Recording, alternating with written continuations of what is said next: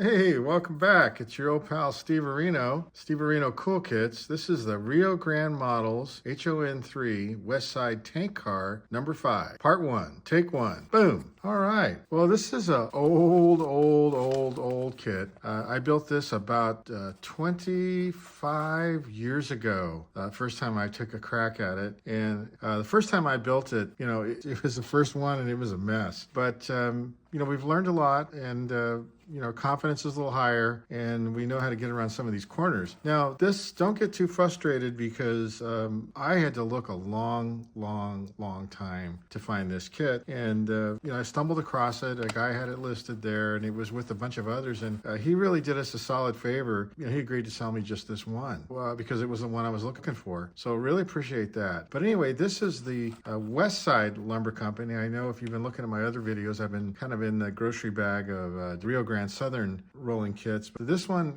like I said, because I did it about 25 years ago, it was always on the back of my mind to build it again and do a better job. This particular tank car, was used up in the Sierras in the Westside Lumber Company, which pulled big trees and hauled them down to a place called Tuolumne, California, where they had the big lumber mill. And I've seen remnants of that, and I've even seen this particular car. There is some of the locomotives and other rolling stock at a place called Roaring Camp, which is up in the Santa Cruz Mountains, and this particular car is there, and I've seen it, and they're doing a pretty good job of maintaining it, although it is pretty old. We've been whittling on it a little bit today. It's a pretty straightforward kit. They don't even give you really a lot of drawings.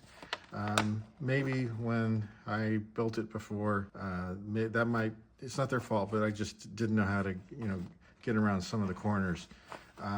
What I recall is that the handrails up in here, which are all wire, and you got to do some soldering and stuff and brazing, that kind of give me a challenge. But we'll do a better job this time. And there's a bunch of white metal pieces, and there isn't really a lot supplied in the kit for this, so you end up having to go to the parts box. So, and luckily we've got a deeper parts box now than we did back in those days. But anyway, we've been building on it. Let me bring up some of the white metal parts here. These are what you get in the kit. You obviously get the tank coffin.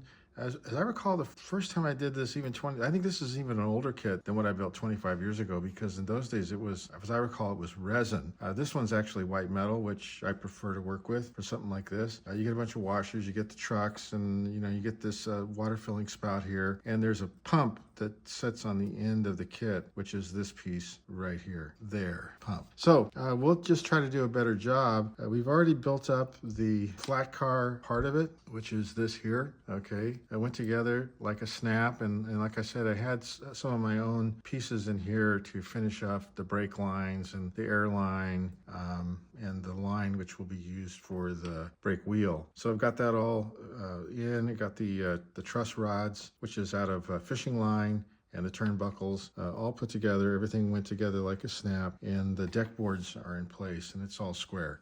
So having fun. There's a little bit more building in here with the wood that they supply in the kit, and it will end up looking something. It doesn't set centered, it sets a little off center because of that pump that I mentioned. It looks something like that.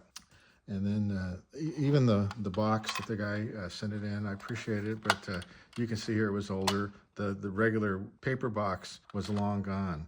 So he sent me what he had in this sort of plastic box here. But having a good time building it and looking forward to finishing it up. All right, bye now.